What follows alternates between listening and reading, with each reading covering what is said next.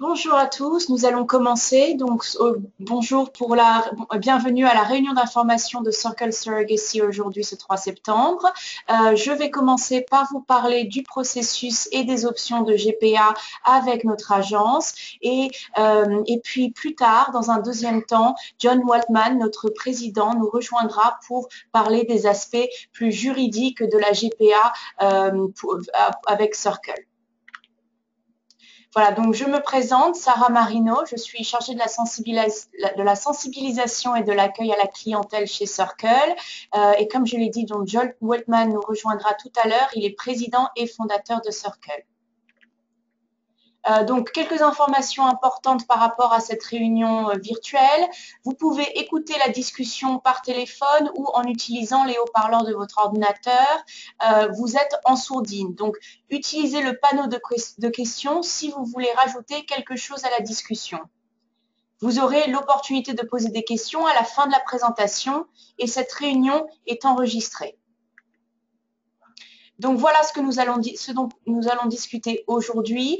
Donc plusieurs points. Tout d'abord, je vais présenter Circle Surrogacy, quelques mots sur notre agence pour vous donner une idée de nos services et de qui nous sommes.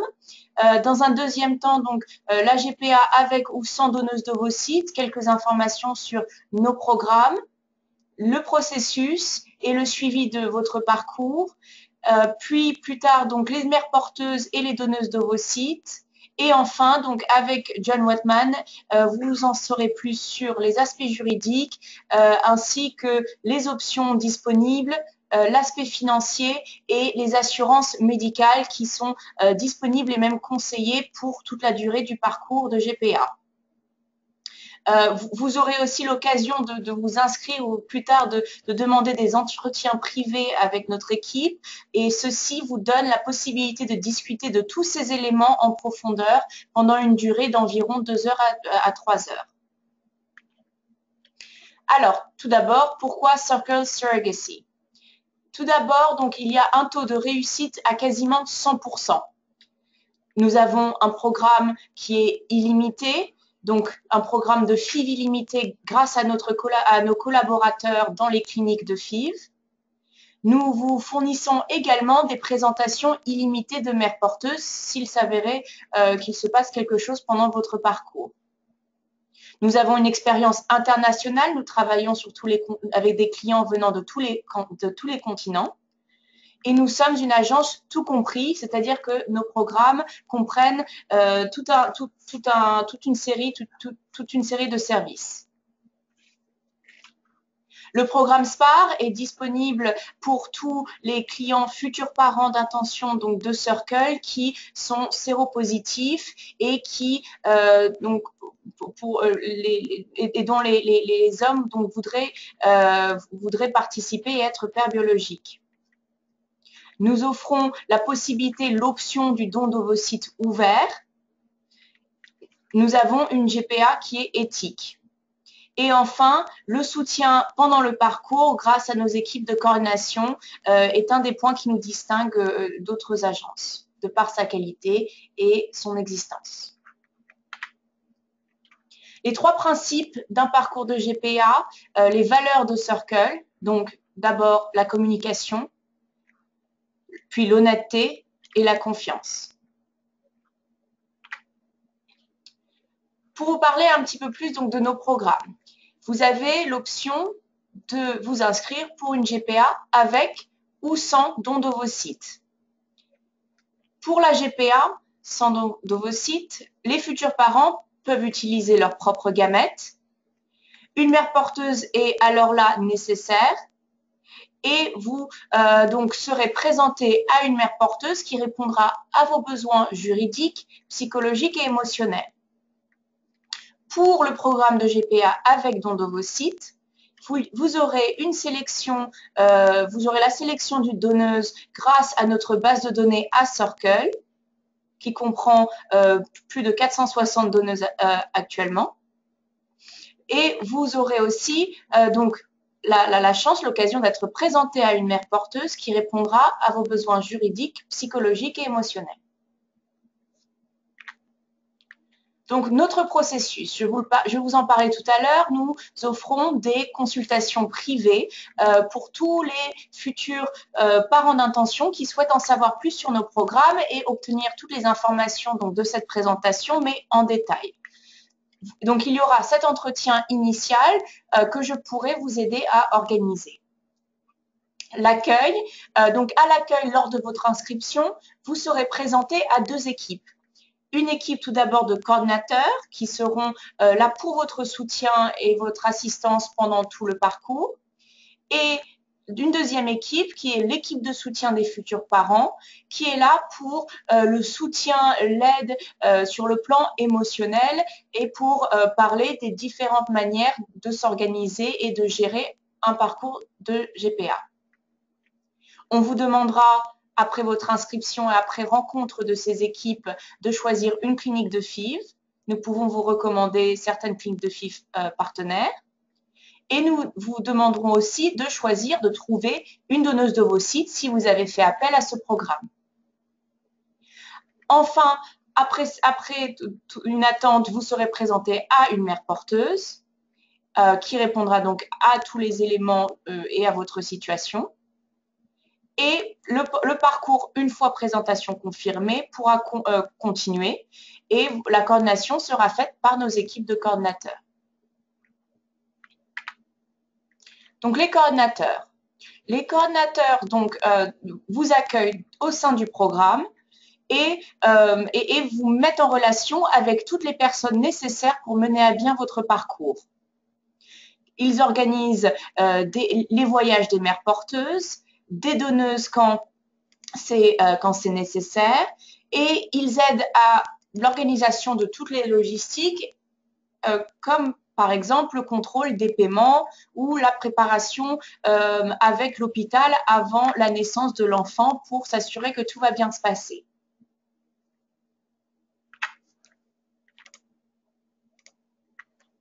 Donc, la mère porteuse. Les mères porteuses de Circle. Donc là, nous avons une sélection qui est très rigoureuse chez Circle. Nous n'acceptons environ que 2 à 3% des candidates qui postulent au rôle tous les mois. Ce sont des femmes qui veulent aider, qui sont établies dans leur vie déjà et qui ont ce désir de faire ce projet elles-mêmes. Nous avons des exigences de base, des critères de base que nous regardons. Donc, elles doivent avoir tout d'abord un indice de masse corporelle qui sont dans les limites de la bonne santé. Elles doivent avoir entre 21 et 41 ans. Elles doivent déjà avoir accouché d'un enfant sans aucun problème, sans complications. Et il y a ensuite une revue, une évaluation psychosociale qui est faite avec des travailleurs sociaux de notre équipe afin de confirmer qu'elle est à même sur le plan psychologique de mener à bien ce parcours. On demandera donc l'accord du médecin de FIV, de votre médecin de FIV avant de pouvoir vous présenter à une mère porteuse. C'est pour ça aussi qu'on aura besoin de se connaître votre choix de clinique. La mère porteuse devra habiter dans un état où la GPA est permise et où on pourra faire toutes les démarches juridiques et administratives pour vous à la naissance ou juste avant la naissance de l'enfant. La famille et les amis devront la soutenir. D'ailleurs, on demandera à parler à ce qu'on appelle une personne de soutien pendant le processus de sélection. Et enfin, on devra s'assurer qu'il n'y a aucun abus de drogue, de tabac ou d'alcool. Les donneuses d'ovocytes. Nous avons des exigences aussi, des critères de base quand on sélectionne les donneuses de Circle. Tout d'abord, celles-ci doivent être jeunes, elles doivent avoir entre 20 et 29 ans et leur indice de masse corporelle ne doit pas être plus élevé que 28 ou 30. Elles doivent fournir un historique médical de famille qui est correct. Et nous regardons aussi son niveau d'études car nous voulons voir un niveau d'études minimum pour toutes les donneuses. Et enfin, on s'assure qu'il n'y a aussi là aucun abus de drogue, de tabac ou d'alcool. Pour chercher une donneuse, vous pourrez vous rendre sur le site de Circle à circlesurrogacy.com et regarder les donneuses en fonction de filtres. Vous aurez donc, comme vous le voyez sur cette image, l'occasion donc de, par exemple, trouver des donneuses en fonction de leur couleur d'yeux, la couleur de leurs cheveux, leur taille, leur âge et leur poids, et d'autres critères aussi. Vous verrez des photos et quelques informations sur qui elles sont quand vous trouverez les fichiers. Les modalités du don d'ovocytes. Nous offrons 3 types principaux de dons d'ovocytes et nous vous demanderons lequel vous voudrez choisir au moment de votre consultation et après votre inscription. Nous avons le don ouvert. Circle se distingue donc des autres agences de don d'ovocytes car nous avons la capacité d'offrir le don d'ovocytes dit ouvert.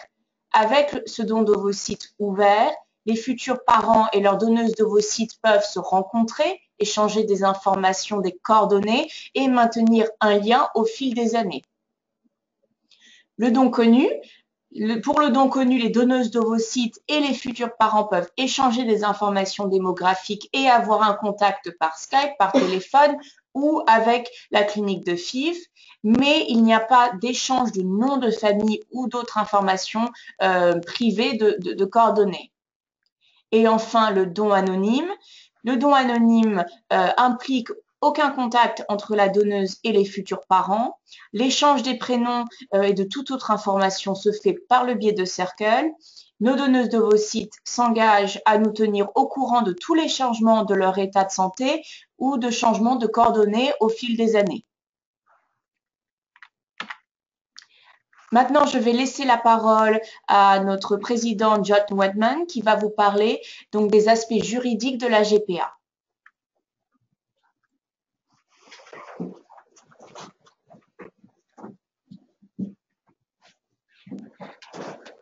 Hello, je m'appelle John Wetman, je suis le président de CERC, aussi père par GPA. J'ai 2 enfants avec mon mari, un de 21 ans, l'autre de 20 ans. Je suis aussi avocat américain, alors je parle la plupart du temps sur les choses légales de l'États-Unis, mais aussi je comprends beaucoup sur la loi de France. Et aussi sur les choses sur l'assurance des États-Unis pour la mère porteuse pour vos bébés et finalement sur les choses financières. Alors, je vais vous parler aujourd'hui sur les aspects juridiques de la GPA.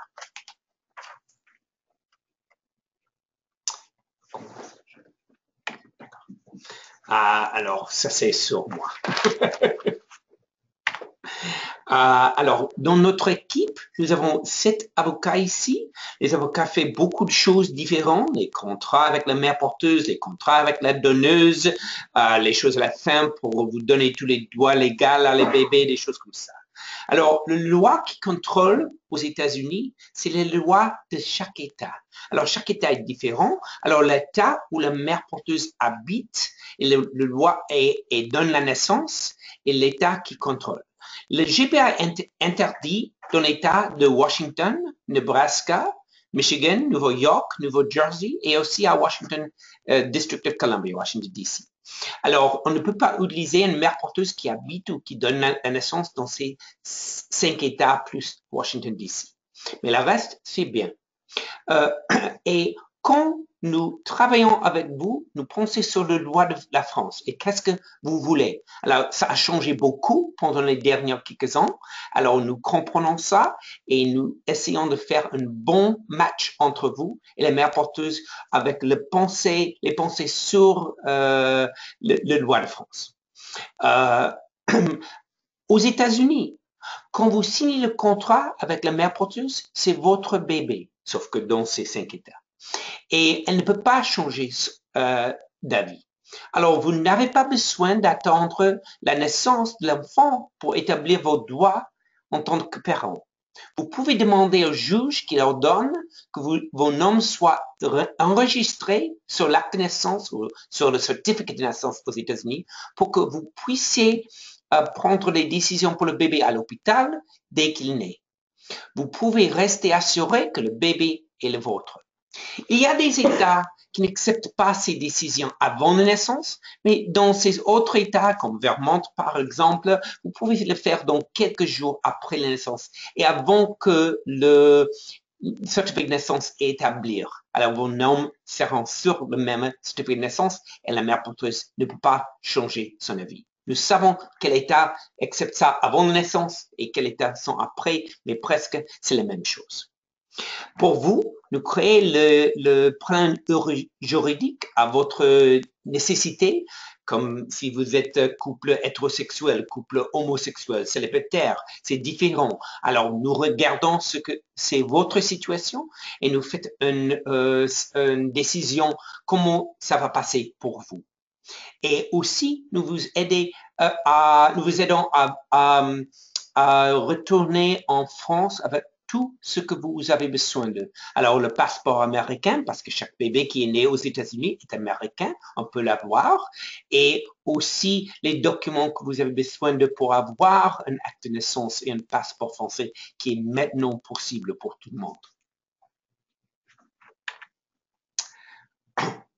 Alors, nous sommes vos avocats aux États-Unis pendant tout votre parcours. Nous pensons sur vos intérêts, négocier un contrat entre vous et les mères porteuses et si vous avez besoin d'une donneuse, aussi les donneuses, et aussi vous donner les documents que vous avez besoin de. Nous pensons sur vos droits par rapport à la grossesse. Vous avez tout l'accès aux informations dans les conversations avec la mère porteuse et l'obstétricien, à l'hôpital à la fin, pour vous donner l'autorité de prendre les décisions médicales pour les bébés. Aussi, nous pensons sur vos droits parentaux. Alors, d'avoir tous les documents que vous avez besoin pour le bébé. Et après, si vous avez besoin de, par exemple, des certificats de naissance avec un apostille pour France, des explications de la loi de l'États-Unis ou de chaque État par un avocat, pas de problème, nous pouvons vous donner pas d'extra pour ça. Et aussi, nous coordonnons avec un avocat française spécialisée dans ce domaine de GPA. Alors, le loi de France. Alors, je ne suis pas avocat français, mais vraiment, je vais vous expliquer comment ça a changé dans les derniers 4 ans. C'est beaucoup. Au commencement, nous avons une décision, le Cour de cassation, en avril de 2011, qui a dit qu'un couple qui s'appelle les Ménessons, qui ont des jumeaux il y a, je pense, 14 ans en Californie, ne peut pas avoir un passeport français pour ses bébés parce que c'est contre la loi de France. Mais vous savez aussi que dans 2014, le Cour européen des droits de l'homme a décidé que vraiment ce n'est pas correct. Ils ont condamné la France et ils ont dit vraiment chaque bébé qui est né peut avoir un passeport français. Mais c'est juste que récemment que le Cour de cassation a aussi dit que c'est possible d'avoir un acte de naissance pour ce bébé aussi. Alors, la plupart de nos clients homosexuels a demandé de nous de retourner il y a quelques ans avec un certificat de naissance avec le nom de la mère porteuse et le nom de le père génétique sur ça. Maintenant, ils demandent des deux noms des deux pères parce que c'est possible d'avoir un acte de naissance avec ces deux pères sur ça. Alors, ça, c'est une autre chose que nous faisons pour vous. Il y a des personnes qui aussi veulent une adoption aux États-Unis, qui acceptent le deuxième père comme père aux États-Unis. Nous ne savons pas maintenant si France va accepter ça parce qu'en France, c'est contre la loi d'avoir une adoption secondaire pour quelqu'un qui a fait le GPA. Et France ne doit pas accepter les décisions des cours américains, mais peut-être elle va le faire. En Allemagne, en Espagne, les cours là acceptent ça. En Belgique, en Angleterre, en des autres pays, ils n'acceptent pas. Alors, nous ne savons pas, mais nous pouvons le faire pour vous aux États-Unis. Et à la fin, vous pouvez retourner en France avec seulement le passeport américain et avoir votre passeport et acte de naissance quand vous retournez en France pour vos bébés, sans problème de retourner avec seulement le passeport américain. Nous vous aidons, vous, avec ces documents. Alors, nous avons beaucoup de programmes ici parce qu'il y a des personnes qui veulent des choses différentes. Il y a des hétérosexuels qui ont besoin seulement d'une donneuse d'ovocytes. Pas de problème, nous pouvons vous donner, nous avons un programme Circle Egg Donation qui vous donne une donneuse d'ovocytes.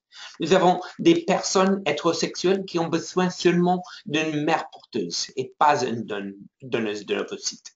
Pas de problème. Il y a des personnes hétérosexuelles et homosexuelles qui veulent les deux. Pas de problème aussi. Nous faisons le programme pour vous que vous avez besoin de et que vous voulez. Alors, nous avons des programmes très différents que les autres parce que nous vous donnons la possibilité d'avoir le FIV illimité. Ça veut dire, vous payez un seul fois pour ça, et même si vous avez un fois de FIV ou beaucoup de fois de FIV, c'est seulement un prix. C'est fantastique, c'est une forme de garantie. Et au Circle, nous faisons la même chose pour vous, une autre forme de garantie. Si vous avez besoin de nouveaux donneuses de ovocytes, une nouvelle mère porteuse, nous vous donnons ces choses sans extra paiement. Alors aussi ici, nous avons des deux nouveaux programmes.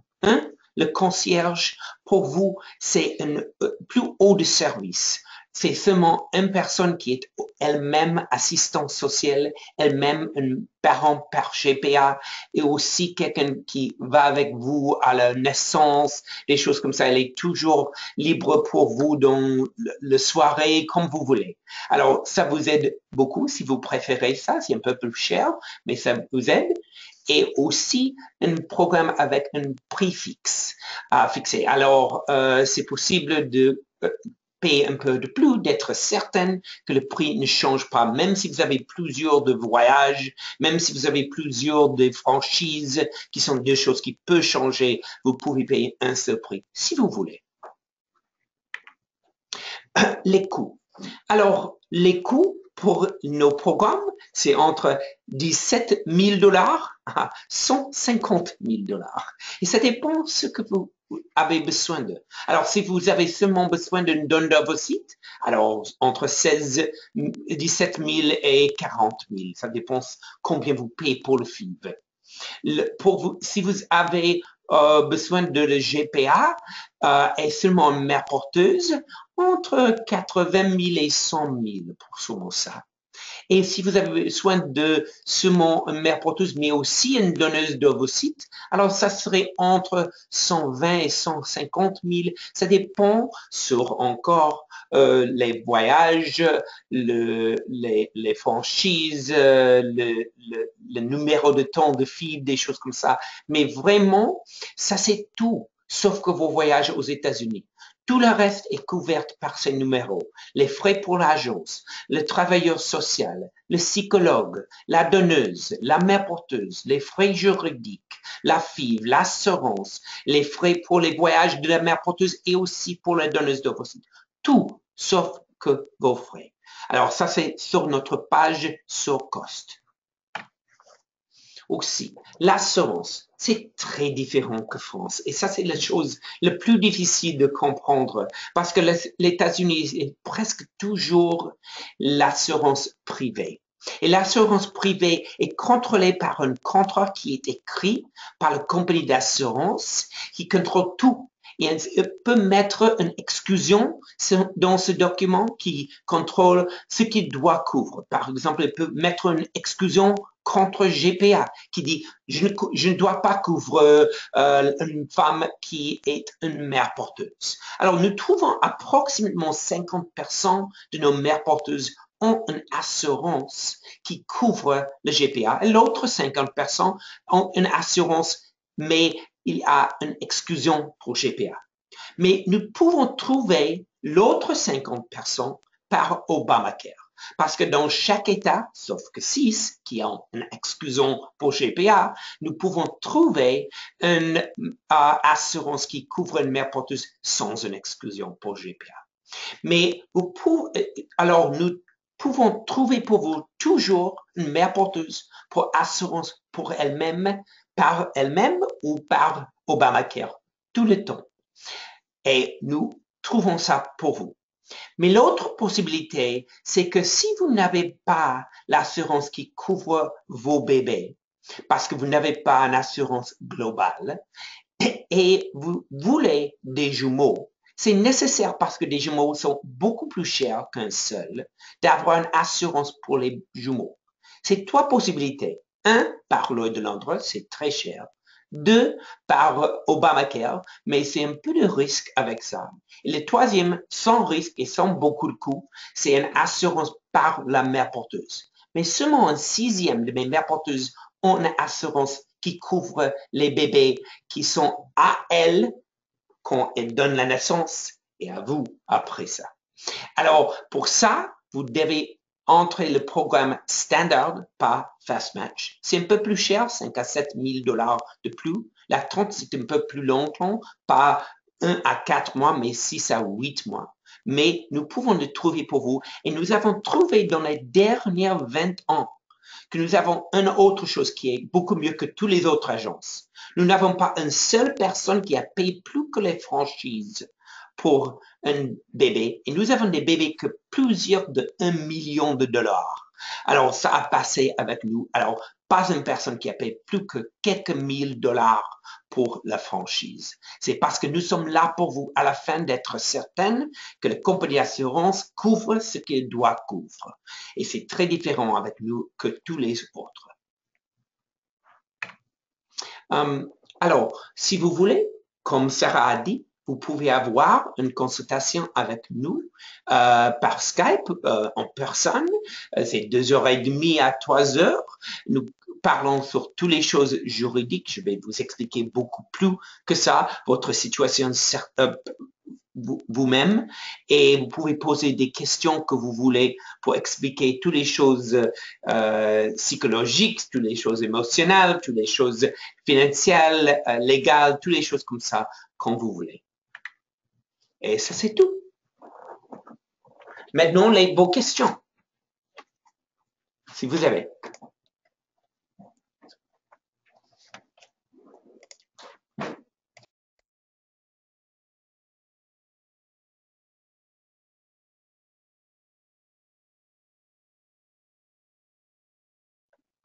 Alors, maintenant, nous n'avons pas de questions. Nous attendons pour quelques minutes si vous avez des questions. Et sinon,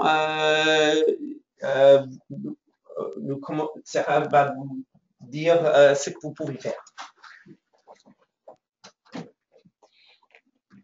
Donc, si vous n'avez pas de questions, ah, voilà une question. Pouvez-vous préciser le coût exact pour des jumeaux, Jeanne? Oui, alors, absolument. Alors, il n'y a pas d'extra pour nous, pour des jumeaux. C'est seulement un extra à une mère porteuse qui porte des jumeaux parce qu'elle prend plus de risques. Il y a des possibilités qui peuvent être là avec des jumeaux qui n'existent pas avec un seul. Par exemple, elle peut avoir un ordre d'une obstétricienne de rester sur lui. Si elle doit rester sur lui, on doit des paiements pour le temps qu'elle ne peut pas aller au travail et pour quelqu'un de regarder ses enfants et de faire sa chambre. Alors, ça ajoute entre 5 000 et 12 000 $ d'extra. Nous trouvons approximatement 8 000 pour la plupart des personnes pour un extra bébé.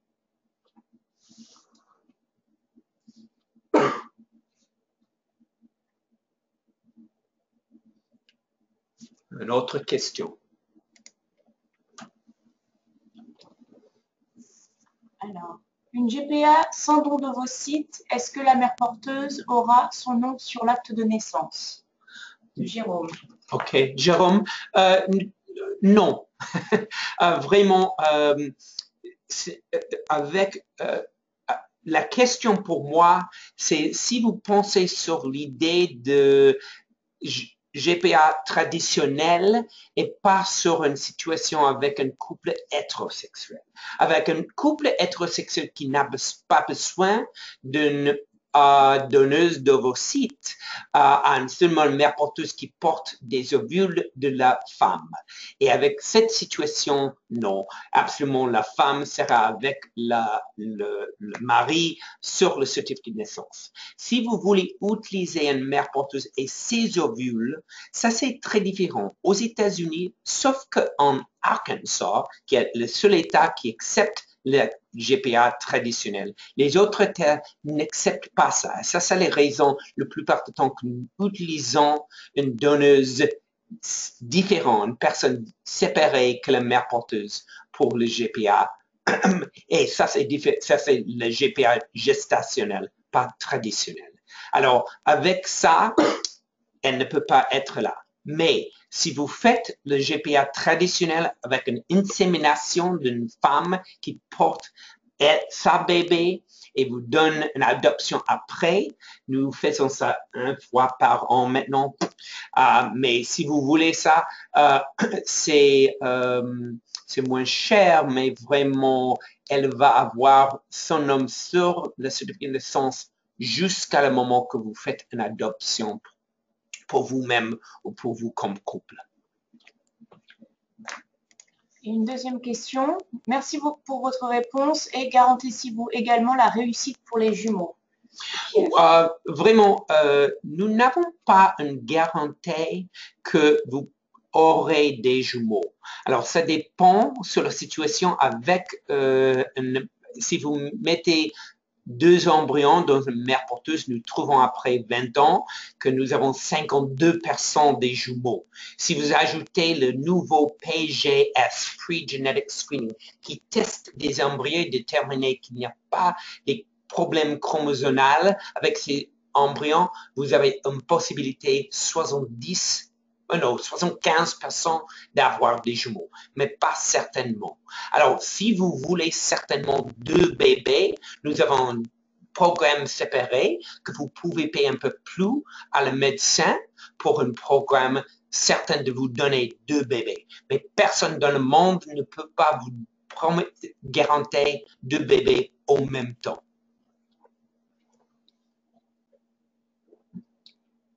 Combien de voyages faut-il faire pour les USA?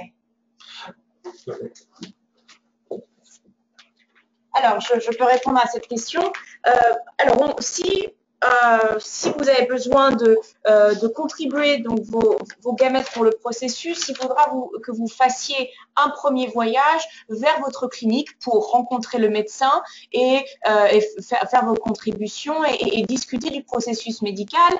On vous conseille de prendre ce rendez-vous et de coïncider ce rendez-vous avec le rendez-vous que prendra votre mère porteuse pour son propre bilan médical après la présentation faite, après que vous ayez été mise en relation avec elle. Donc, ce serait un premier voyage où vous pourrez faire ce processus médical et vous pourrez aussi rencontrer votre mère porteuse.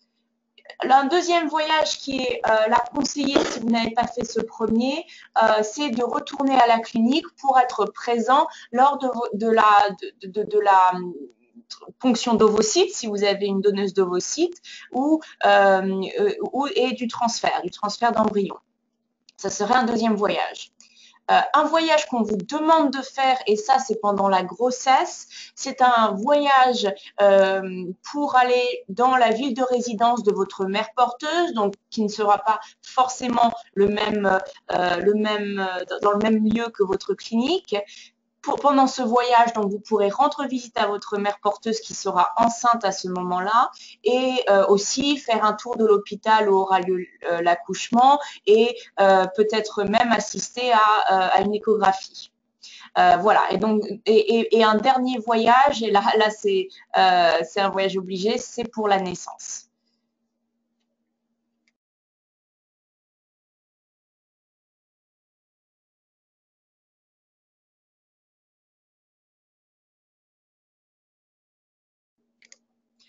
Voilà, nous avons une autre question d'Alain qui vient de venir. Donc, pouvez-vous nous expliquer dans quel ordre les choses doivent s'effectuer? Trouver d'abord une donneuse, une mère porteuse. En cas de GPA avec don d'ovocytes, est-il nécessaire de prévoir un premier voyage aux USA pour donner le sperme et les frais de clinique sont-ils compris dans les coûts dont vous avez parlé tout à l'heure? Alors donc, pour répondre à ces questions, vous vous inscrirez chez Circle et pendant votre attente pour une mère porteuse, on vous demandera de trouver votre donneuse. Il y aura une attente et pendant ces quelques mois, vous pourrez éplucher les fichiers sur notre site internet et avec l'aide de vos coordinateurs, confirmer une présentation de donneuse afin qu'en fait la donneuse soit prête au moment où on vous présente une mère porteuse. Donc, j'en parlais tout à l'heure en cas de GPA avec don d'ovocytes. Vous pourrez donc prévoir un premier voyage aux USA pour donner le sperme et rencontrer le médecin. Mais ce qu'on conseille, c'est, si vous pouvez, c'est d'attendre après votre rencontre avec et votre présentation avec votre mère porteuse, puisque à ce moment-là, vous pourrez vous rendre à la clinique au moment où elle aussi devra se rendre à la clinique. Il faudra qu'elle y aille pour un voyage rapide de 24 heures après sa présentation avec vous. Quant aux frais de clinique, on vous parlait tout à l'heure, John, vous parlez donc des frais des plans illimités de FIV. Donc, quand on vous donne la fourchette en fait de prix qui dit qu'un parcours de GPA en tous est entre 130 000 et 150 000 $, cela compte la FIV. Et voilà, donc j'espère avoir répondu à ces questions. Maintenant, est-il possible d'avoir une seule donneuse d'ovules et deux mères porteuses différentes pour avoir deux enfants avec les gènes des deux pères et liés par la donneuse d'ovules?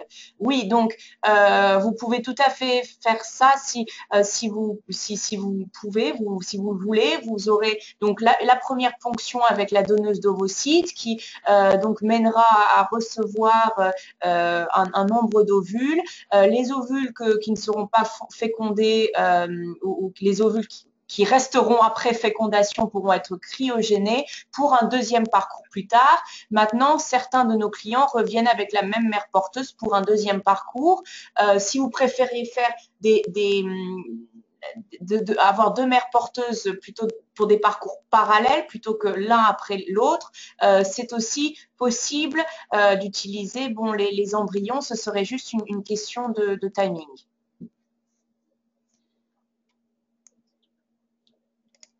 Alors, une question, is there a big difference in probability between fresh and frozen approach?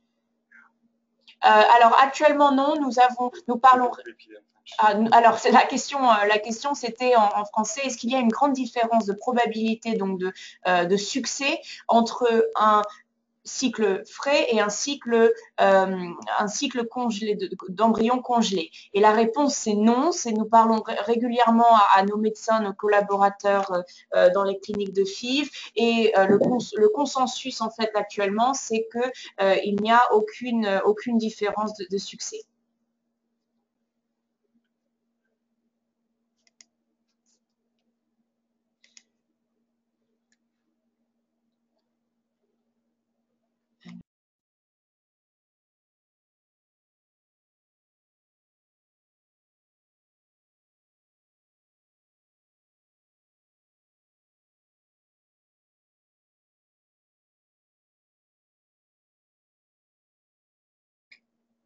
Alors, la question c'est, est-ce que ça augmente les coûts? Je pense que c'est par la personne qui veut deux mères porteuses avec deux hommes et deux bébés différents.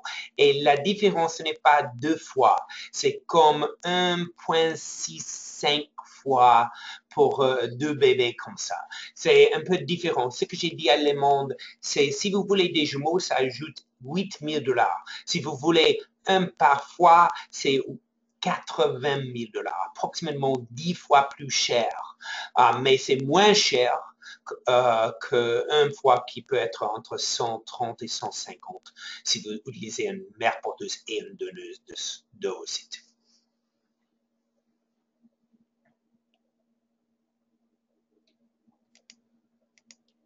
Merci. Y a-t-il d'autres questions?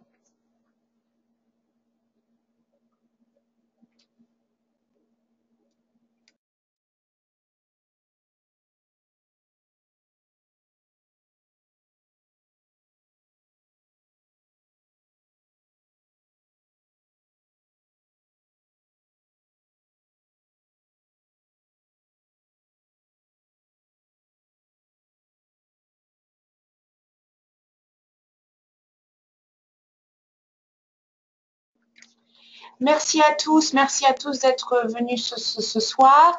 Si vous voulez plus de renseignements ou si vous souhaitez après organiser une consultation avec nous, donc merci de me contacter. Encore une fois, je suis Sarah Marino et vous pouvez m'envoyer un email à smarino@circlesurrogacy.com.